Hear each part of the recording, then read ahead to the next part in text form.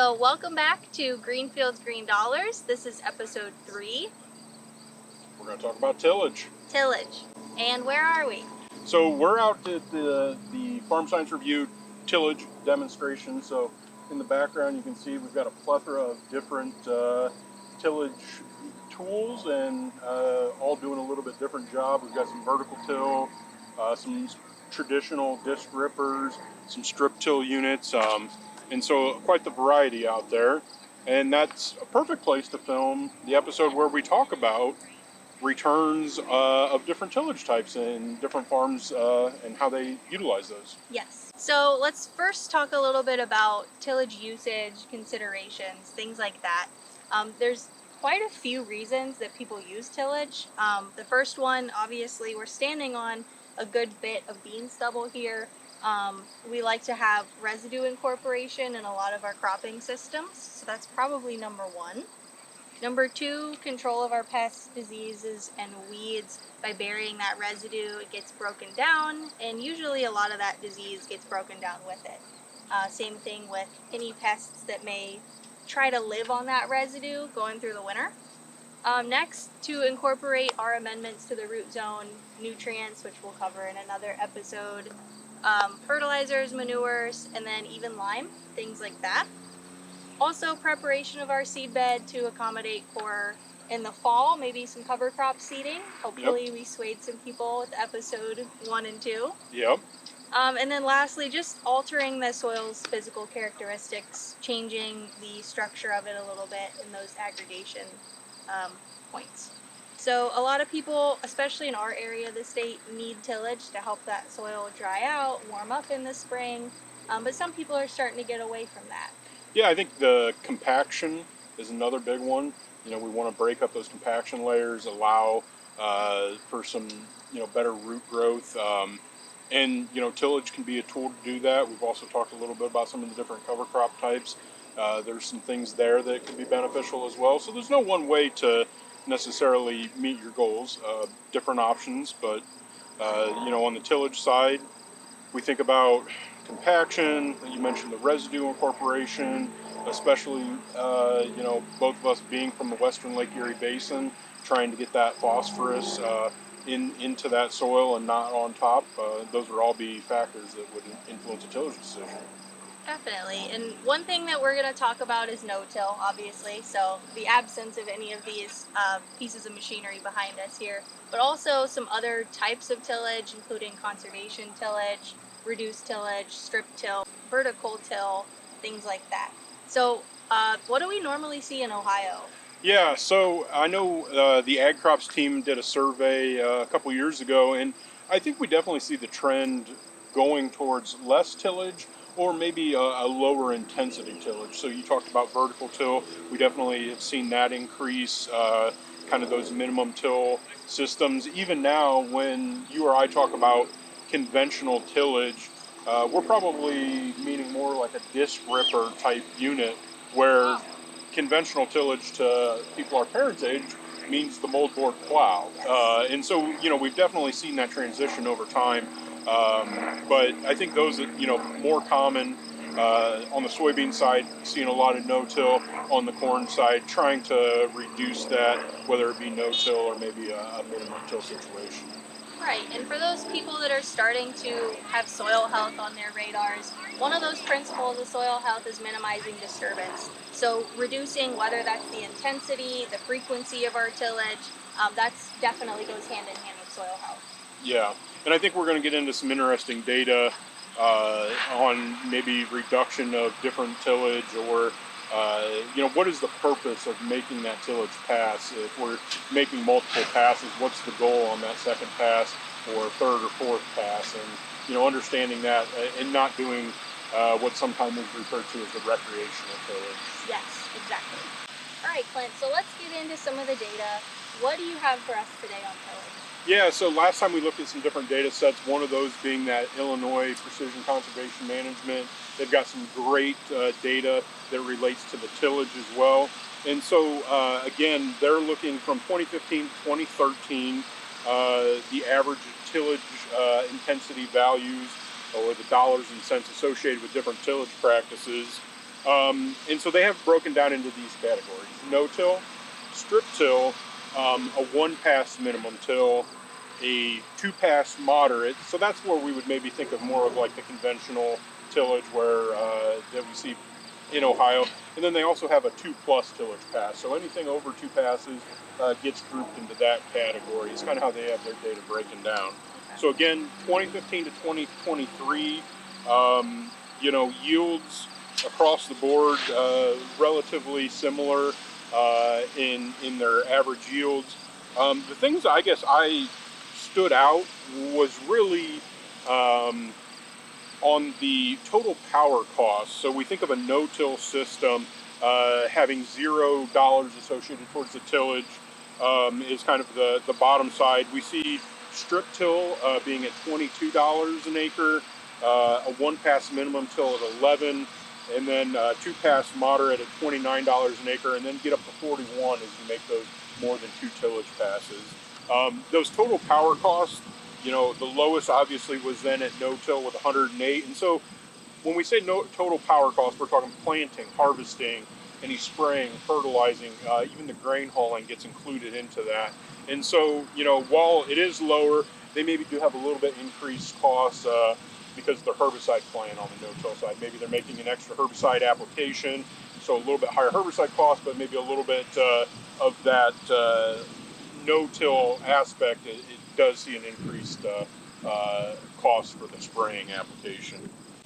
But getting down to the bottom line as far as profitability is concerned, really the one that really stood out as the lowest was that 2+ tillage passes had the lowest at $331 per acre return to operator and land. So paying all the other expenses except for a rental value or real estate taxes and paying the operator. That was the lowest. We saw pretty good returns on the one-pass minimum till, two-pass moderate, and no-till were all kind of neck and neck, and strip-till was a little bit behind those. So. Okay. Do you think that can be attributed to that extra fuel cost for the additional passes, or what do you think that's really down to? Yeah, so definitely fuel cost for additional tillage passes on the strip-till side, the upfront cost of that equipment. I think that might maybe allow you, if you're going to use that as part of your fertilizer plan to incorporate your fertilizer, that those systems can get pretty pricey, and so maybe you're lowering your fertilizer cost, but it's being offset in that upfront cost on those systems. Okay. Great. Yeah, I was going to ask you if the equipment cost was factored into that. So. Yeah, that comes into the depreciation and those factors into that total power cost. If we switch to the FinBin database, which I mentioned last time, it's really kind of a nationwide database. And, as we put this slide up, I just think it's important to mention that 2/3 of the participating farms are going to come from that Minnesota region. We also have North and South Dakota represented, Wisconsin, Missouri, Ohio, and Michigan are represented in these numbers. And they have it really broken down into 4 categories: no-till, strip-till, a minimum till, and then a conventional tillage, which would be a chisel or a disc ripper pass, followed by an additional pass to prepare the seed bed. Okay. And 2/3 of this that you're about to share is from Minnesota, so a little bit colder climate. Yep, and I think that's really going to show up in kind of this data, and we're going to look at maybe some Ohio data, and we can see some differences there. But our 2020 to 2023 numbers, again, no-till is going to have the lowest cost. When we think about fuel and repair costs, they were at $81 an acre. Machinery costs total at $158, so quite a bit lower there. The conventional tillage was $167 total machinery cost, and then strip till and minimum till were at $173 and $175 respectively. So again, this minimum till, we're talking about a vertical till machine or a strip till machine that we're going to be purchasing. You're going to have quite a bit of upfront costs, where the conventional, you could probably utilize maybe some older traditional equipment that maybe isn't quite as much upfront cost to it. But working through that data, in this scenario, the strip till actually performed the best as far as return to operator and land. They were the highest at $346 an acre. And again, we talked about climate is strip till, maybe especially in Minnesota, is this kind of the best of both worlds. We can do a little bit of tillage. We've broken that up. Now we have that strip that's going to warm up quicker, allow for better emergence in that spring. As we talked about, they have that shorter growing season, and so that could be a component of why maybe that performs better then, as opposed to our no-till or our minimum till type environments. As we go to the Ohio data, we really have three categories represented: no-till, minimum till, and conventional. We think about the minimum till, again, maybe that vertical till by quite a wide margin, having the highest machinery cost per acre. But when we think about returns, our no-till actually saw the best returns in Ohio. We had 4,361 acres of no-till farms reporting this, and at $328 an acre, a pretty good return to the operator and land, quite a bit more than both the minimum till and the conventional till. So it seems like, again, that geographic difference could come into play as far as our soil structures and just our climate potentially making that a little bit better. Definitely. And you mentioned we don't have strip till data for Ohio yet, right? Right, yeah, so we don't have enough data points to really dive deep into that. It'd be great if we had, some more participating Ohio farms that were interested, and we could dive into that and see what those returns look like on their farms. So. Right. So now moving along to soybeans, right? Traditionally in Ohio, we see more no-till soybeans. Does that tend to show up in the data to be backed up by that financial component? Yeah, we'll get to that kind of in the end, but that's been the traditional model. We still see, in Illinois, there were the most number of fields in that no-till system. Again, they're looking at a no-till, strip till, the same tillage classes: 1-pass minimum till, 2-pass moderate, and then the 2+ passes. And so for their database in Illinois, they're looking at the best returns in a 1-pass minimum till system at $452 an acre, and so that's really offsetting maybe that upfront cost of those minimum or vertical till type machines. They also had really comparable systems between a no-till and a 2+ tillage pass system. So a little bit tighter of a range as opposed to the corn as far as returns. So, Minnesota, similarly, they had again the 4 classes: no-till, strip till, minimum till, and conventional. In this scenario, the conventional actually had the highest returns. Strip till and conventional were kind of together when we think about yield. No-till was a little bit better than minimum till. And so I think that, again, comes back to climate and maybe some things there that make us think that, a system in Minnesota is maybe going to work out a little bit differently than what we have in Ohio. So if we flip to the Ohio data, this is where we saw quite the advantage. So we had 8,631 acres in no-till. In minimum till was our other classifications. We don't have any other conventional tillage acres. In Ohio, we got a lot of growers, leaning towards that no-till or min-till. But the yield on the no-till side is 59 bushels an acre as opposed to the 52 on the minimum till. So, quite a bit of a yield advantage.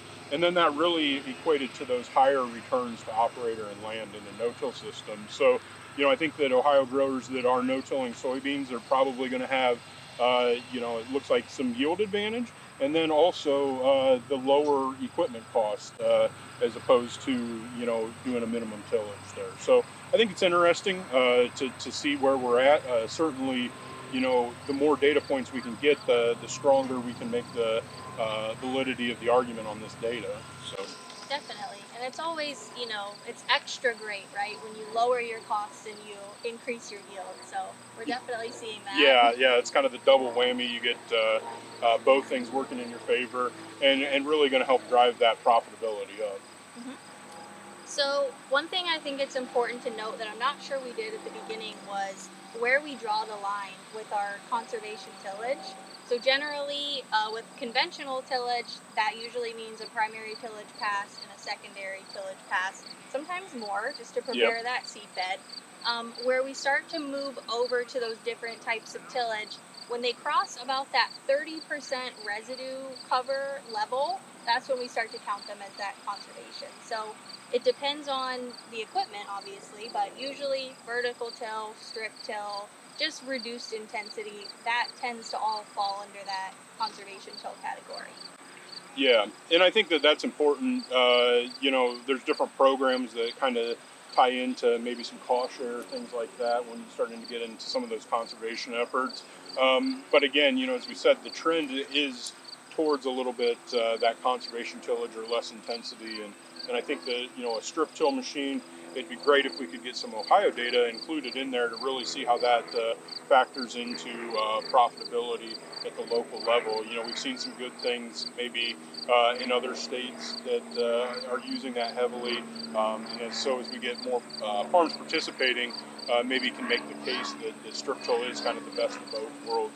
We're reducing the tillage intensity, but we're still getting some of those other benefits of, reducing the compaction or whatever it might be. Yeah, and strip till is great, especially in those soils where you feel like you need that tillage. It really comes down to your soil type and your soil drainage. So, really, those more well drained soils, our sandier soils, those ones can really benefit the most from no till because they already have that great infiltration component. Yeah. When we get to soils like where we're at up in Northwest Ohio, those heavy clays that are poorly to very poorly drained, we really need to deal with the drainage issue first. So making sure that that tile is in place as it needs to be, and looking at, does your soil still have enough movement of water into it to accommodate that no-till.